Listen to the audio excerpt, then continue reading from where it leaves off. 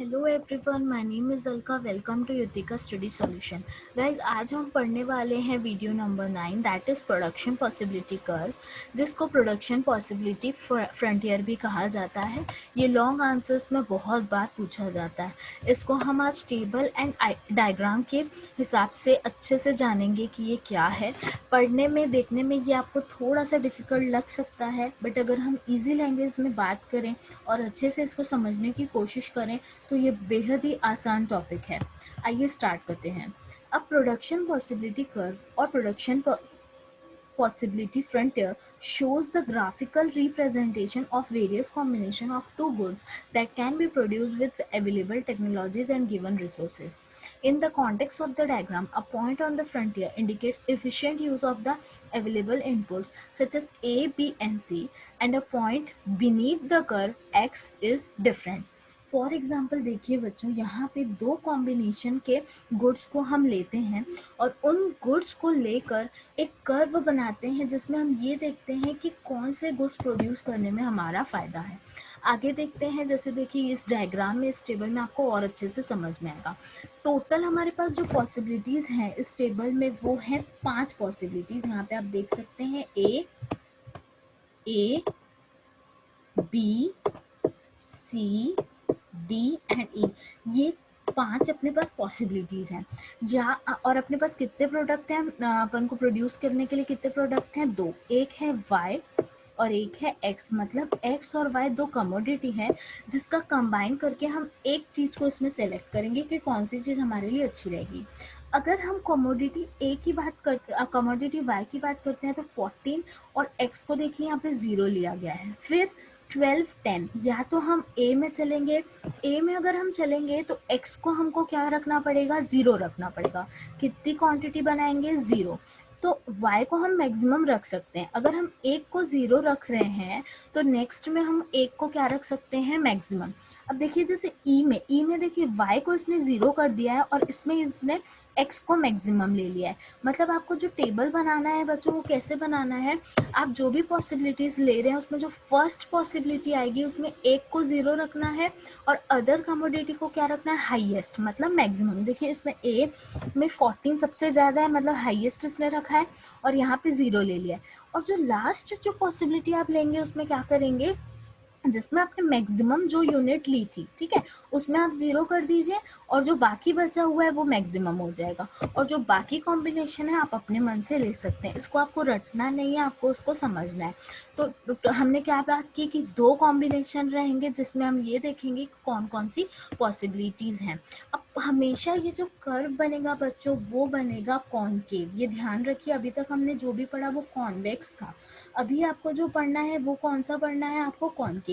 मतलब जो पीपी से हम बनाएंगे वो बनेगा बच्चों आपका कॉनकेव, ठीक है। अभी तक हमने जो भी डायग्राम बनाए थे वो इस टाइप से बनते थे, देखिए ऐसे चांद के शेप में, जैसे चांद होता है ना। बट अब ये देखिए ये क्या है? ये कॉनकेव है। मतलब ये देखिए ये कॉनकेव जा रहा है, ये इसके अपोजिट जा रहा है, ठीक है। तो कॉनकेव है, इसीलिए हम क्या बोलेंगे इसको कि पीपीसी हमेशा कैसा बनेगा? कॉनकेव बनेगा। अब अगर हम आगे देखें तो मैं एक और टेबल से इसको समझा सकती हूँ। जैसे मैंने कहा, आपको कोई भी पॉसिबिलिटीज़ लेनी है, जैसे इसमें देखिए बच्चों फिर से 5 पॉसिबिलिटीज़ लिया है, A, B, C, D and ई।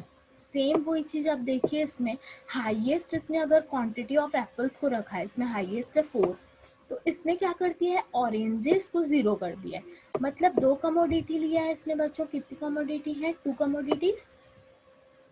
एक है एप्पल, एक है ऑरेंज। इसमें इसने मैक्सिमम किसको रखा है? अगर मैं मैक्सिमम एप्पल को रख रही हूँ तो मेरे को ऑरेंजेस को 0 रखना पड़ेगा। और यहाँ पे देखिए, यहाँ पे अगर मैंने एप्पल्स को 0 रखा है, यहाँ पे मैंने क्या कर दिया है? एप्पल्स को 0 रखा है, ठीक है। तो ऑरेंजेस को मैक्सिमम रखना पड़ेगा। आई होप ये आपको समझ में आ रहा होगा। और जो दूसरी जो कॉम्बिनेशन है आपको उसको कैसे भी बना सकते हैं। अब देखिए ये पॉइंट्स जो मिल रहे हैं वो हम बात करते हैं। एक मिला है हमको ए यहाँ पे, ठीक है। दूसरा मिला बी, तीसरा मिला मुझे सी, फोर्थ डी और फिफ्थ मिला है मुझे ई, ठीक है, ये पॉइंट्स आपको कहाँ से मिल रहे हैं, इसी से मिल रहे हैं। अगर आप टेबल को ड्रॉ करेंगे तो आपको इस टाइप की टेबल मिलेगी जो कि फिर से कॉन्केव होगी, जो मैंने कहा। अब देखिए क्या लिखा है, कंक्लूजन हम कंक्लूड करते हैं। अ PPF shows the different combination of goods and services that can be produced with a given amount of resources। मतलब हमारे पास जो भी रिसोर्सेज हैं, जैसे यहाँ पे मुझे कितने प्रोडक्ट्स थे, 2 रिसोर्सेज थे, उनको हमको एक कॉम्बिनेशन में लाना है। कॉम्बिनेशन मतलब यहाँ पे हम कंबाइन कर रहे हैं ना, कि हाँ दोनों को लेके चलेंगे in their most efficient way any point inside the curve. अब देखिए ये नई बात है जो मैं अभी बता रही हूँ, any point inside the curve, जो कर्व के इनसाइड होगा वो are not being utilised efficiently, उसको क्या करते हैं हम अच्छे से यूटिलाइज नहीं कर सकते। Any point outside the curve not attainable with the current level of resources. मतलब आपको ये ध्यान रखना है कि कौन सा पॉइंट अंदर आ रहा है और कौन सा पॉइंट बाहर आ रहा है। यहाँ पे देखिए ये ग्राफ इसने कैसे बनाया है बच्चों, ये आपका हो गया एक्स और ये आपकी एक्सिस हो गई वाई। ठीक है, तो जो एक्स एक्सिस में मैंने गुड रखा है वो एक, यहाँ पे आप एक गुड रख सकते हैं। जैसे मैं अगर एप्पल का बता रही तो यहाँ पे आप एप्पल का रख सकते हैं, और यहाँ पे आप क्या रख सकते हैं, ऑरेंज का रख सकते हैं, और दोनों को क्या कर सकते हैं, फिर ड्रॉ कर सकते हैं।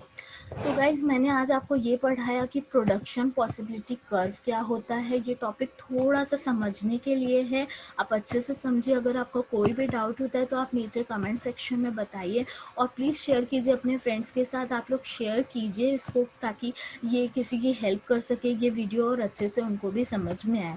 और आप प्लीज़ हमारे जो चैनल का जो रिंग जो होता है, बेल जो होता है, उसको प्लीज़ दबाइए, ताकि आगे के जो भी यूज़फुल वीडियोस हैं जो हम पोस्ट करने वाले हैं इकोनॉमिक्स से रिलेटेड या फिर अकाउंट्स से रिलेटेड, वो आपको तुरंत मिल जाए।